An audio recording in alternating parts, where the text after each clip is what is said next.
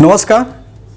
अभी हम लोग जो हैं एक समीक्षा के लिए बैठे हुए हैं, मैं सम्राट और मेरे दोस्त अमानुल हक जो बेतिया के वरिष्ठ पत्रकार हैं बेतिया ज़िले के, और इनका समीक्षा जो है बहुत लाजवाब होता है। तो अभी पंचायत चुनाव का जो बिगुल बज चुका है, जिसमें सारे कैंडिडेट जो हैं, जो पूर्व के मुखिया हैं या जो भी जनप्रतिनिधि हैं, वो और नए लोग अपना अपना दाव आजमा रहे हैं। इसी सिलसिले में जो है हमारी रिपोर्टिंग होती है, ग्राउंड रिपोर्टिंग होती है जो पंचायत स्तर पे, तो हम लोगों ने बहुत सारी समस्याओं को देखा। क्या भाई?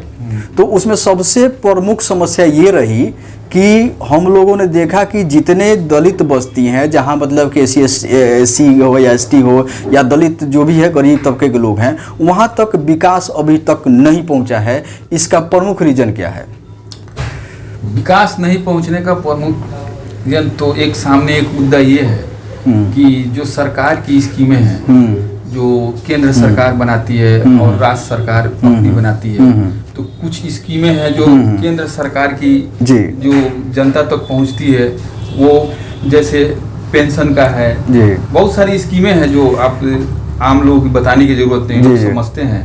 तो सारी स्कीमें जो वहाँ से चलती है सरकार की बनाई हुई गाइडलाइन के हिसाब से, तो जिला मुख्यालय तक पहुँचती है और यहाँ से पंचायत तक जाती है, ब्लॉक स्तर से। लेकिन काम तो लगभग होता है, लेकिन बहुत सारे लोग वंचित रह जाते हैं। उसके पीछे रीजन में भी हो सकता है कि वो लोग अनपढ़ हो, उस तरह की जानकारी उनको नहीं होती है। जैसे कल हम लोग गांव में गए जो बगम्बरपुर पंचायत में है, जहां लोग एक दलित बस्ती है, ठीक है, वहाँ अभी किसी को इंदिरा आवास नहीं मिला हुआ है। मिला है आज से 15 साल पहले जो 14,000 या 15,000 रुपये मिलती थी, जिसकी घर की स्थिति जो अच्छी नहीं है, वो कब गिर जा पता नहीं है, नहीं है। तो उसको जो है, जो वर्तमान मुखिया था वहाँ का, उसको तो क्या करना चाहिए, पहले उसको तो रिजेक्ट कर देना चाहिए, ये प्रत्यक्ष करके नए सिरे से उनको घर दिया जाना चाहिए।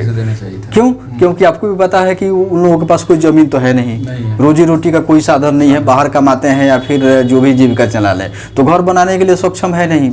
तो और क्या रीजन है जो मुखिया ध्यान नहीं देते हैं उन लोगों पे? क्या कारण है? जो स्थानीय पंचायत के मुखिया होते हैं, वो जीतने के लिए अपनी हर हद तक जाने के लिए तैयार हो जाते हैं और जीत भी जाते हैं। एक समय आता है कि वो इनकी वोट, उन जनता की वोट लेकर वो आसानी से जीत भी जाते हैं। और विरोधी पक्ष जो होते हैं, जो सेकंड नंबर पे होते हैं, वो जब हारते हैं तो फिर वो फील्ड में घूमने लायक तो होते नहीं। वो समाज के बीच में नहीं जाना चाहते हैं क्योंकि बहुत सारी परेशानियां होती हैं उनके साथ। और जो जीत के आते हैं तो वो देखते हैं कि मैं किस किस फील्ड के अंदर गया और कहाँ से मुझे वोट मिलना है, वो मिला कि नहीं मिला। तो वो देखते हैं और समाज को वो वहीं से कटिंग शुरू कर देते हैं। और एक और चीज़ है, जहाँ दलित बस्ती है, लोग बदनाम करते हैं, वो लोग पैसा लेके वोट देते हैं या फिर बहुत सा सामान ले लेते हैं वोट देने के एवज में। तो ये भी तो फैक्टर हो सकता है कि जनप्रतिनिधि उस पर ध्यान नहीं देता है कि भाई हम वोट खरीद लेंगे। ये तो फैक्ट है जी, ये तो फैक्ट है। लोभी लोग आज भी हैं समाज में और आजकल के समय में अधिकतर हैं।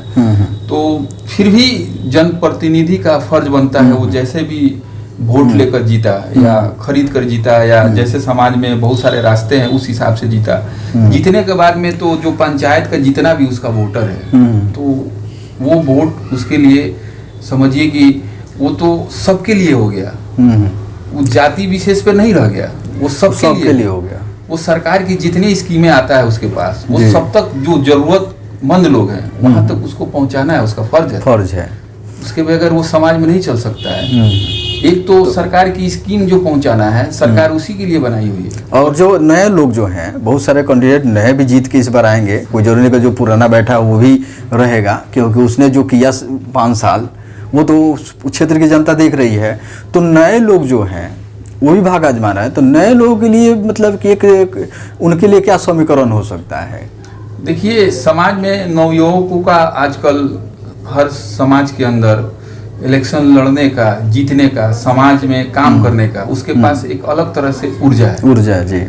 वो चाहता है समाज को मैं नई गति से उसको आगे की तरफ ले जाऊं। और उन लोगों का जो सोच है वो अभी के समय में वो जैसे पीसी का सिस्टम चला हुआ है पीसी पर्सनल कमीशन जिसको बोलते हैं, जो मान लिया। और एक चीज़ क्लियर कीजिए, ये लोग जितने जो चुनाव लड़ रहे हैं वे अपने आप को जन सेवक बोलते हैं, जनता के लिए हमदर्दी रखते हैं, जन सेवा करते हैं, तो फिर जन सेवक और जन प्रतिनिधि दोनों में अंतर है क्या?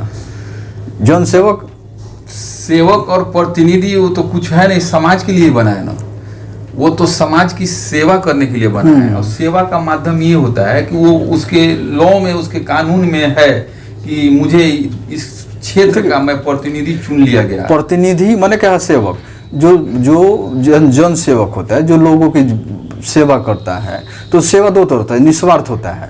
आप किसी पोस्ट पे नहीं हो, आपको कहीं से धन जो है सरकारी मुहैया नहीं हो रहा हो, तब तो आप लोगों की सेवा करें, गरीबों की सेवा करें, तो उसको जन सेवा कहा जाएगा। जन प्रतिनिधि मतलब क्या है? आप सरकार का प्रतिनिधित्व कर रहे हैं, आप सरकार और लोगों के बीच की कड़ी हैं, जनता के बीच से जीत कर गए हैं और सरकार, तो उनको जनसेवक कहा नहीं, जनसेवक तो कहा नहीं जा सकता, क्योंकि वो बीच की कड़ी है, योजनाओं को लाते हैं और जमीन पर उतारते हैं। इसकी एवज में वो निस्वार्थ तो हुआ नहीं, कुछ ना कुछ तो मन में लालच उनके होता है। लालच देखिए, आज के दौर में समाज सेवा या जन सेवक बनना, ठीक है, ये दोनों एक ही पहलू के कड़ी हैं, ठीक है, ये कहने और समझने की बात है। लेकिन जहाँ तक ये है, वो जनता जब जीतने के लिए और लड़ने के लिए पंचायत में या कहीं भी वो जाता है, तो उसके मन में एक ही चीज होना चाहिए कि मैं जनता की सेवा करने के लिए जा रहा हूँ, जिसके लिए वो शपथ भी लेता है।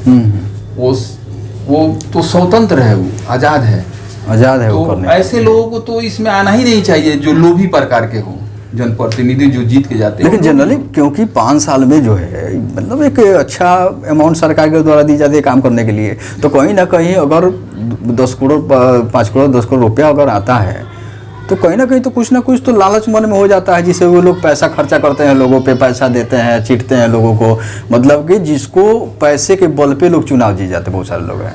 तो इसका क्या मतलब कि देखिए कुछ लोग होते हैं, जैसे 100% में मान लीजिए 25% ऐसे लोग हैं कि उसको जीतना है किसी तरह, वो जब तक जीतेंगे तो वो तो जन सेवा के लिए आया नहीं है, वो तो उसके निस्वार्थ है नहीं, वो तो जीतने के बाद में वो अपना स्वार्थ, निजी स्वार्थ बना लेते हैं। जो 20 लाख 25 लाख रुपया जो खर्चा करता है, वो तो कहीं ना कहीं से निकालेगा, एकदम निकालता है। और यानी जो काम कराएगा वो ढंग से नहीं कराएगा। जिस पंचायत से वो जीत के जा रहा है, इसे जनता की, वहाँ की लोकल जो जनता है उसको समझना है इसको कि मेरे लिए ये प्रतिनिधि अच्छा है या नहीं, या कौन मेरे लिए बेटर है। तो वो अगर गलत चुनाव करता है तो 5 साल झेलेगा ही, झेलेगा। हाँ, 5 साल तो झेलना है उसको। तो लोगों को चाहिए कि अच्छा जनप्रतिनिधि क्या करे, चुने और पैसे के लोभ में ना आए। जो भी हमने क्षेत्र जो हम लोगों ने भ्रमण किया है, तो यही देखा है जहाँ जहाँ पैसे की बात चली है, जहाँ पैसे लोगों ने खर्च किया है, वहाँ पे विकास नहीं हुआ है। वहाँ का मुखिया जो है वहाँ के लोगों का बात